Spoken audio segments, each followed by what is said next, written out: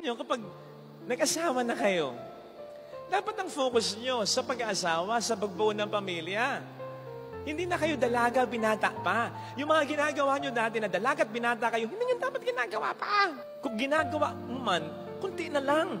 Dapat ang focus ninyo sa asawa, sa mga anak. Halimbawa na lang, yung unnecessary na mga texting, unnecessary na mga chat, unnecessary na pag-search sa Facebook, sa internet. Oh, pagod ka galing trabaho, okay, I understand that. Pero meron ka pang panahon.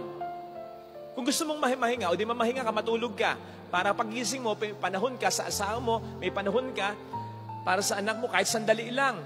Eh yung sinasabi mong pahinga, mag-scroll down ka pa, di ba? Hook ka.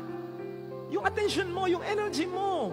Nakaka-stress pa mga balita ngayon. Hindi pa nakatutulong most of the time yung laman ng mga Facebook at social media ngayon.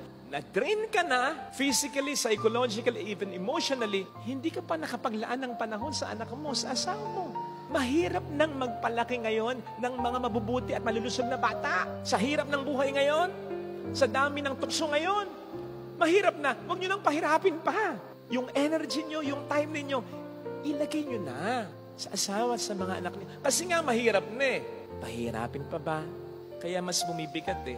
Meron tayong ibang mga prioridad. We cannot have everything in life. Just focus on the best things in life. Yun ang mahalaga para hindi maging mabigat.